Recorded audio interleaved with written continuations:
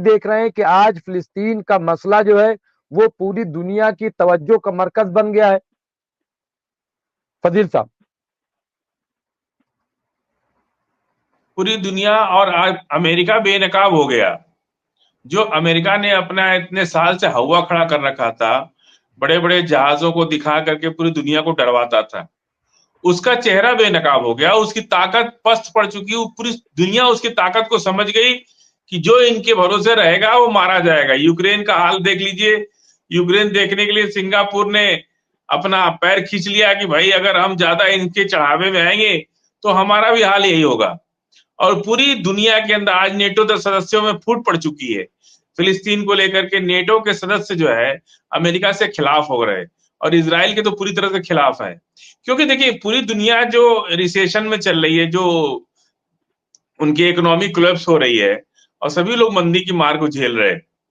और सबसे बड़ी बात यह है कि कोई भी समझदार आदमी ये कभी नहीं चाहता है कि आखिर जो लड़ाई हो रही जिसमें लोग मारे जा रहे हैं, जिनके पैसे बर्बाद हो रहे हैं, इसका मकसद क्या है। अगर कोई जायज मकसद हो तो लोग आपका साथ देंगे, लेकिन सिर्फ अपने अहंकार को पूरा करने के लिए और अपनी दादागिरी दिखाने के लिए आप कोई लड़ाई लड़ रहे हैं, तो उसमें दूसरे लोग क्यों जाकर के अपना जो भी उनका रिसोर्सेज है उसको लॉस करेंगे, पैसे बर्बाद करेंगे।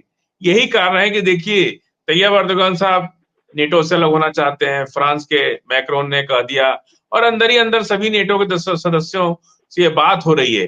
क्योंकि नेटो के जितने भी सदस्य हैं देश कंट्री के, सभी लोग यूक्रेन में जाकर के अमेरिका का साथ दिए और वहां पे बहुत भारी नुकसान हो रहा है और यूक्रेन की तबाही भी हो गई। रूस का जो चाहता था रूस ने कर भी लिया और रूस को फायदा बहुत हो गया उससे। तो इस तरह से पूरी तरह से इस लड़ाई से जो फायदा, सबसे ज्यादा जो फायदा हुआ है वो मिडिल ईस्ट को हुआ है। क्योंकि मिडिल ईस्ट सबसे ज्यादा अमेरिका से डरता था और सभी कंट्रियों ने अपने अपने इलाके में एयरबेस दे रखा है उनको, और उनकी मिलिट्री को रखने की जगह भी दे रखी है, उसका खर्चा भी उठाते हैं और देख रहे हैं कि भाई ये तो हमारे घर में रह के और हमको ही लड़ा दे रहा है, हमको ही फूट डाल दे रहा है, हमारे ऊपर भी हमला कर दे रहा है। तो इसलिए ये जो सबसे बड़ी बात यह है कि फिलिस्तीन के बहाने जो इजराइल बहुत बड़ा सपना देख रहा था, ग्रेटर इजराइल बना लेंगे, ये कर लेंगे, वो कर लेंगे, तेल पर कब्जा करके ये विश्व के बड़े नेता देश बन जाते हैं। और रहा जहां भारत की बात करते हैं ना, इजराइल को ये उम्मीद थी कि भारत हमारा साथ देगा, ना साथ ही नहीं देगा बल्कि अपनी सेना भी देगा और हथियार देगा, पूरी तरह से हमारा साथ देगा। क्योंकि इजराइल ने काफी दिनों से भारत के अंदर बीजेपी को, आरएसएस को और उनको लोगों को मजबूत किया, उनको मदद किया। ये बुलडोजर कल्चर भी वहीं से आया। ये लोग पहले फिलिस्तीनियों का जाके घर तोड़ाते थे और वही बुलडोजर कल्चर इंडिया में भी आया। तो कहीं ना कहीं से तो फिलिस्तीन, कई अफसर पकड़े गए जिनका इजराइल से डायरेक्ट संबंध है, आर्मी के अंदर नौकरी कर रहे कर्नल पुरोहित वगैरह का आपने देखा पिछले 4-5 साल के अंदर कितना इन्वॉल्वमेंट था। उन लोगों ने, बाकायदा एजेंसियों की रिपोर्ट है कि इन लोगों ने इजराइल से ट्रेनिंग ली और उनसे तमाम बातें की, भारत को दहशतगर्दी में डालने के लिए इजराइल से मिले रहे, और वो आर्मी के बड़े अफसर हैं। उनके साथ कितने अफसर जो है वो लोग इन्वॉल्व रहे। बाकायदा हेमंत करकरे जो एटीएस चीफ थे, उन्होंने अपनी चार्जशीट में इन सब चीजों का जिक्र किया। तो जो उम्मीद इजराइल इतने साल से पूरी दुनिया के अंदर, मुमताज भाई, इस्लामोफोबिया फैलाने का काम इजराइल करता है पूरी दुनिया के अंदर।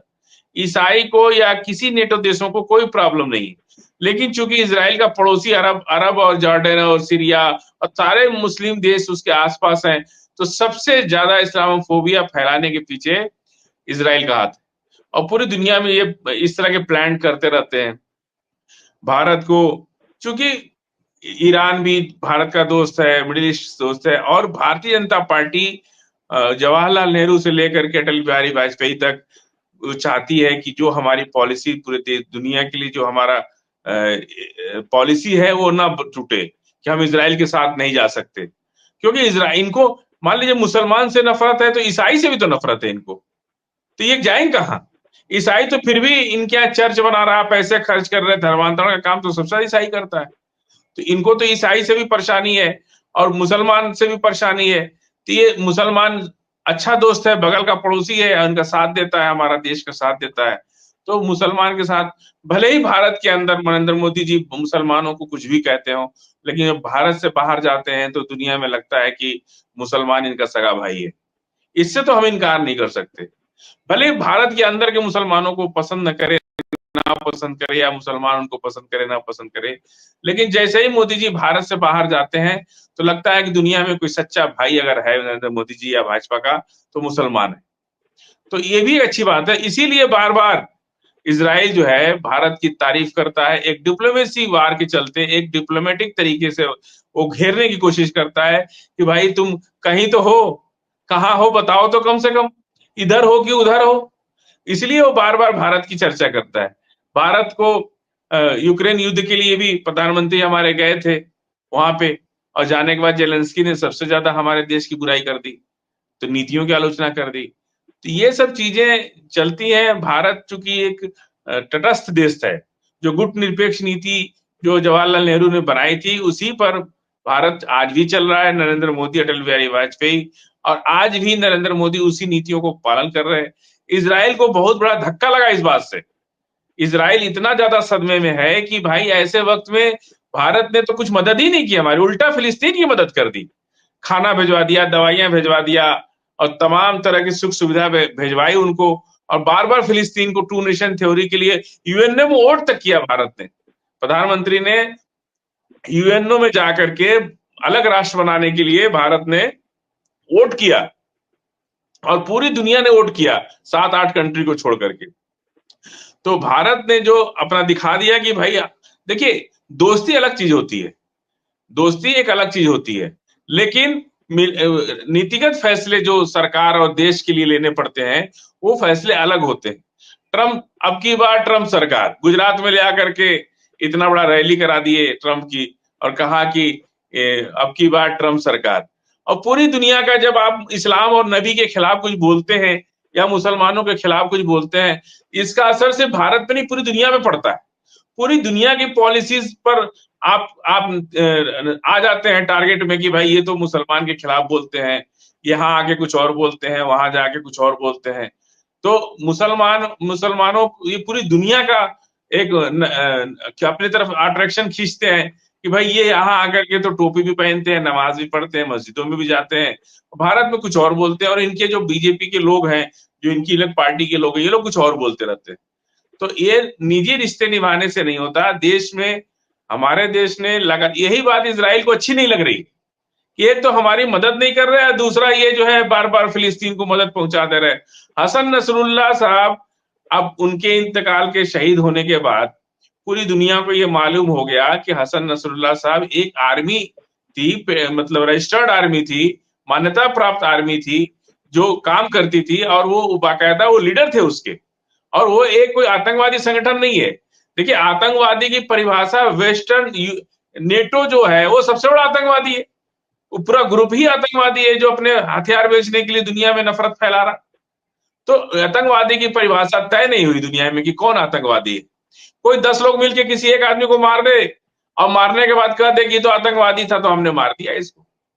अभी इंडिया के अंदर कई मामले हमने देखा कि जो औरतों के साथ ये लोग सामूहिक बलात्कार करते हैं, और उसके बाद जब वो बात मुंह खोलती है तो उसको डायन डायन को आगे मार डालते हैं ये लोग, यार ये तो डायन है, मार दो इसको, मार दो। अब पूरा गांव मिलकर मार देता।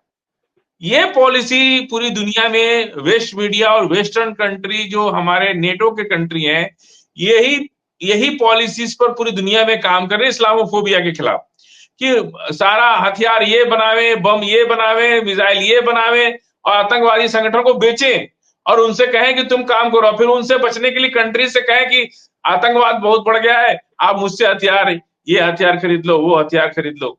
तो ये जो पॉलिसी चल रहा है ना नेटो देश, अब वो लोग इतने लग्जरियस लाइफ में आ चुके हैं कि अब उनके बस का ये चीज नहीं है लड़ाई लड़ना। वो लोग खुद हथियार से बड़े बड़े जहाज बना करके बम गिरा करके, इतना ही उनके ताकत है। और इधर तो फिलिस्तीन और दूसरे लोग तो मरने के लिए तैयार है, वो तो शहादत के लिए बेचैन है वो लोग। तो जो मरने के लिए तैयार है उससे आप नहीं लड़ सकते। जी।